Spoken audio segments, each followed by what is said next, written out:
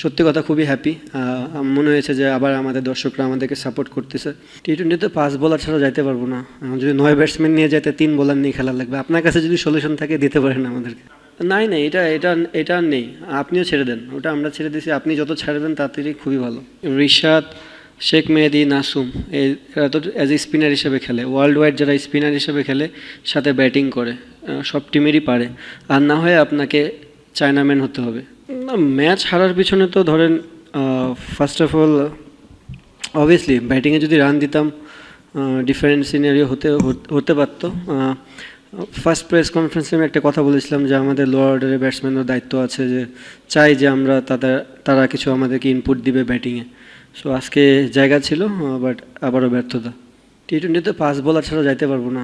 যদি 9 ব্যাটসম্যান নিয়ে যাইতে 3 বোলার নিয়ে খেলা লাগবে। আপনার কাছে যদি সলিউশন থাকে দিতে পারেন আমাদেরকে। দেখেন, টোটালটা খুব একটা বড় ছিল না, আর উইকেটটাও খুবই ভালো।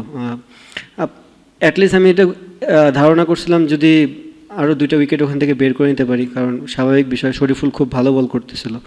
সো আরও যদি একটা উইকেট পড়তো, আন্ডার প্রেশারে তারা পড়লেও পড়তে পারতো। এই খেলা কখনো আপনি উইকেট হাতে রেখা জিততে পারবেন না। সো আপনাকে যেতেই হবে। আমরা এনাফ একটা রান দিই নেই বলারদেরকে যে ডট বলের সংখ্যা বাড়লে প্রেশার আসবে। আপনি রান রেট কখনো 6-এর উপরে উঠেনি। তো সেই ক্ষেত্রে উইকেটটা খুব ইম্পর্টেন্ট ছিল। ক্রিকেট অল অ্যাবাউট রিস্ক নিয়েছি, সাকসেসফুলি হয়নি, কিছু করার না। অনেক দিন ধরেই করতেছে। আমাদের যারা ব্যাটিং কোচ আছে তাদের পিছনে সময় দিচ্ছে। অবভিয়াসলি আপনি তো একদিনে রাতারাতি চেঞ্জ হতে হবেও না, এবং এটা সম্ভবও না, বাট ওরাও চেষ্টা করতেছে। আই হোপ যে ওয়ার্ল্ড কাপ আস্তে আস্তে কিছুটা হলেও বেটার হবে। প্র্যাকটিসে না, সবাই চেষ্টা করতেছে। আপনারাও দেখবেন যে সবাই ব্যাটিং করে শেষ পর্যন্ত। এক হচ্ছে যে নেটে ব্যাটিং, আর হচ্ছে ম্যাচের ভিতর ব্যাটিংয়ে অনেক ডিফারেন্স আছে। আই হোপ যে ওরা যদি ম্যাচগুলোতে পারফর্ম করে তাহলে কনফিডেন্সটা আরও বিল্ড আপ হবে। এমন একটা সিচুয়েশন ছিল, অবভিয়াসলি আমি আর হৃদয় যদি পার্টনারশিপটা আরও বড় হতো তাহলে খেলা ডিফারেন্ট হতো, but at the same time আপনার টি-টোয়েন্টি ফর্মেটে এরকম ব্রেক চলে আসা, আফটার লং টাইম ব্রেকের পর দেন একটা সাডেনলি ওভার দিয়ে দেওয়া, বাড়তি প্রেশার তো একটা থাকে যে আপনার অপোনেন্টকে একটা বিগ টোটাল দিতে হবে। আর অবভিয়াসলি আপনি হাই রিস্ক গেম খেলতে গেলে আউট হবেন। ওখান থেকে আর কিছু করার ছিল না। অবশ্যই যদি আমি যে শটটা খেলেছি ওটা যদি সাকসেস হতাম তাহলে হয়তো বা খেলাটা আরও ডিপ যেত। এই জন্য তো বললাম যে আমি ওই দিনই বলেছি যে রিশাদ, শেখ মেহেদী, নাসুম এরা তো অ্যাজ এ স্পিনার হিসেবে খেলে। ওয়ার্ল্ড ওয়াইড যারা স্পিনার হিসেবে খেলে সাথে ব্যাটিং করে, সব টিমেরই পারে। আর না হয় আপনাকে চায়নাম্যান হতে হবে, যেটা মিরাকেল কিছু যেমন থাকে। অনেক টিমে প্লেয়ার থাকে না, শুধু বোলিং হিসাবেই খেলে, বাট শেখ মেহেদী তো ব্যাটিং পারে, বাট ওই পারফরমেন্সটা আমরা দরকার ইন্টারন্যাশনাল ক্রিকেটে। Same goes to Nasum and Rishad. অলরাউন্ডারের ক্ষেত্রে যদি আমি বললাম, ওই দিন সাইফুদ্দিন সাকলাইন আছে, আনফর্চুনেটলি ওরা খেলানোর সুযোগ পায়নি, সাকিবও আছে। সো তাদের কাছ থেকে আমরা একটা ব্যাটিং আশা করি, যে ব্যাটিংটা যেমন কিছু কিছু সময় এরকম গেম থাকবে যে গেমগুলোতে লোয়ারের দরকার। তো এই জিনিসটা খুবই ইম্পর্টেন্ট। আই হোপ যে ওরা ফিউচারে আমাদেরকে এই জিনিসটা ডেলিভার করবে। সিনারিও 2 রকম ছিল। সিনারিও কারো হাতে থাকে না, ওয়েদার কারো কন্ট্রোলে নেই। আমরা যখন ফার্স্টে খেলতে নেমেছি তখন উইকেটের বিহেভিয়ার একরকম ছিল, এবং 3 উইকেট হারানোর পর আমরা আর্লি ব্যাকফুটেও ছিলাম। ওখান থেকে একটা পার্টনারশিপ লাগতেছিল, তারপর আবার ব্রেকে চলে গেছি। তো আপনি যখন 15 ওভারের খেলায় দুইভাবে ব্যাটিং করবেন, কারণ আপনি জানেন আপনার টিমের স্ট্রেংথই হচ্ছে 6 ব্যাটসম্যান। সো আপনি চাইলেও খুব একটা বড় নিতে পারবেন না। অপোনেন্ট দিকে যদি দেখেন, তারা জানে যে তাদের হাতে একটা স্মল টোটাল আছে এবং খেলায় কোনো ব্রেক নেই, 15 ওভারই খেলবে। অ্যান্ড আই হোপ যে আপনিও বুঝবেন যে যখন বল ভিজে যায় তখন ব্যাটিং করাটা কত ইজি হয়ে যায়। তো খুবই ডিফিকাল্ট ছিল যে রান আমরা করেছি। এই রানে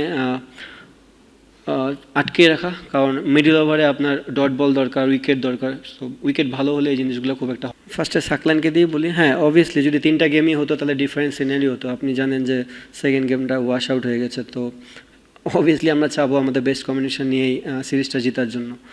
আর আরেকটা যেটা বললেন আক্ষেপ বা নাই, নাই, এটা আর নেই। আপনিও ছেড়ে দেন। ওটা আমরা ছেড়ে দিয়েছি। আপনি যত ছাড়বেন তাড়াতাড়ি খুবই ভালো। খুবই ভালো। আমি সত্যি কথা খুবই হ্যাপি। মনে হয়েছে যে আবার আমাদের দর্শকরা আমাদেরকে সাপোর্ট করতেছে। দেখেন, হোম ক্রাউডে যদি সাপোর্ট করে একটা আলাদা বেনিফিট থাকেই। আমি আশা করব যে দর্শকরা আবার আসবে মাঠে খেলার আমাদেরকে, কারণ দর্শক হচ্ছে একটা প্রাণ। তারা যদি আমাদেরকে সাপোর্ট করে আমাদের খেলার জন্য জিনিসটা ইজি হয়ে যায় অনেকটা। আমার রেটিং আমি করতে পারবো না, এটা আপনারা ডিসাইড করবেন।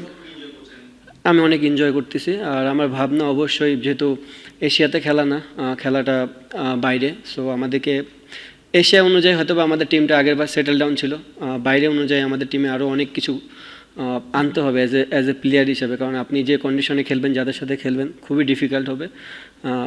এই 1.5 বছরে যদি আমরা ওই জিনিসগুলো কোপ আপ করে করে করে ওখানে যেতে পারি, তাহলে হোপ যে ভালো কিছুই হবে। হোপ প্রাপ্তি তো খারাপ ছিল না, আপনারা যদি অ্যান্সারটা দেন তাহলে খুব ভালো হবে যে আমার প্রাপ্তি কেমন ছিল অ্যাজ এ হোল বাংলাদেশ। আমার মনে হয় হোল বাংলাদেশি ক্রিকেটাররা যারা T20 ফরম্যাটে খেলেছে তারা খুবই ভালোভাবে ডেলিভার করেছে লাস্ট ইয়ার। অবভিয়াসলি চ্যালেঞ্জ হচ্ছে যে এই বছরটা আমরা কীভাবে দিতে পারতেছি, বিকজ এই বছরে আরও 6টা গেম আছে এবং ভালো টিমের সাথে আছে। খেলা থাকলে তো আউটই হতো না, মানে যদি আপনার কথা অনুযায়ী যদি তারা যদি ধরে ধরে খেলতো তাহলে তো কেউ বড় শট মারতে যায় আউট হতো না। তারা চেষ্টা করেছে, ব্যর্থ, চেষ্টা করতে যায়। দেখেন, ভালোর তো কোনো শেষ নেই। আপনি যতদিন খেলবেন আপনার লার্নিং প্রসেস থাকবেই। হ্যাঁ, আমি যদি ওডিআই ক্রিকেট দেখি, আমরা কিছু ম্যাচে এক্সট্রাঅর্ডিনারি ফিল্ডিং করেছি, আবার কিছু ম্যাচে ক্যাচ ড্রপ করেছি। সেম গোস টু T20তেও আমরা কিছু ক্যাচ ড্রপ করেছি, আবার কিছু ব্রিলিয়ান্ট ক্যাচও নিয়েছি। এটা পার্ট অফ ক্রিকেট, এটা থাকবে, বাট যত মিনিমাইজ করা যায়। আর সেকেন্ড জিনিস যে T20 ফরম্যাটটাই এমন, আপনি অ্যাটাকিং ক্রিকেট খেলতেই হবে, but at the same time আমি যেটা আগেও বললাম যে আমাদের নিচের সারির ব্যাটসম্যানরা যদি আমাদেরকে রান দিতে পারে, সেই জিনিসটা আমাদের জন্য অনেক হেল্পফুল হয়ে যাবে। সো যে জিনিসটাই হচ্ছে একটা, যে 2টা সিরিজে আপনারা দেখবেন যে আমাদের 5-6টা উইকেট চলে যাওয়ার পর আমরা শেষের দিকে ব্যাটিংয়ে রান পাইনি।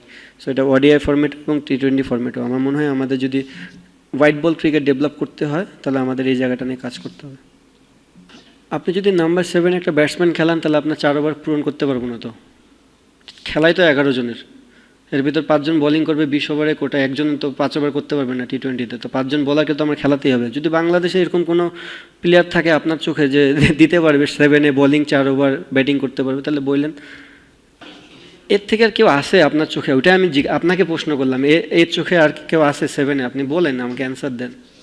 না, খুবই ভালো। আমার মনে হয় সবসময় আপনার সিনিয়র প্লেয়াররাই যে টিমে থাকবে জিনিসটা তা না। আমি আগেও বলেছি যে তাসকিন এবং ফিজ বিগ অ্যাসেট বাংলাদেশের জন্য, but some point of time আপনাকে যারা নতুন প্লেয়ার তাদেরকেও গ্রো আপ করতে হবে। আমার মনে হয় আজকের ম্যাচটা টোটালি ডিফারেন্ট সিনারিও ছিল, রিপনের জন্য চ্যালেঞ্জিং ছিল। সাইফুদ্দিনও অনেক দিন পরে আসছে। তো আপনার এই প্লেয়ারগুলোকে আমরা যত গেম টাইম দিতে পারবো তাদের জন্য ডেফিনেটলি ইনার ফিউচারে বাংলাদেশ অনেক লাভবান হবে এদের কাছ থেকে। না, খুবই ভালো। আমি তো বললাম আমার যে 6টা ব্যাটসম্যান রেগুলার খেলে তারা খুবই ভালো শেপে আছে, এবং T20তে আপনাকে এটা অ্যাকসেপ্ট করে নিতে হবে। আর টোটালি আজকের দিনের গেমটা তো টোটালি ডিফারেন্ট, এটা আপনাকে অ্যাকসেপ্ট করতেই হবে যে প্রতিদিন যায় আপনি ফার্স্ট বল থেকে মারতে পারবেন না, 2-1টা ব্যাটসম্যান এখানে ফেলিয়ার হবে। খুব ভালো জিনিস ছিল যে আমার আর হৃদয়ের খেলাটা যদি খেলাটা পুরা হতো তাহলে হয়তো বা ডিফারেন্ট সিনারি হতো। কারণ আপনি জানেন T20 ফরম্যাটে অলদো খেলে 11 জন, বাট পারফর্ম করে 2 জন বলার 2 জন ব্যাটসম্যানই।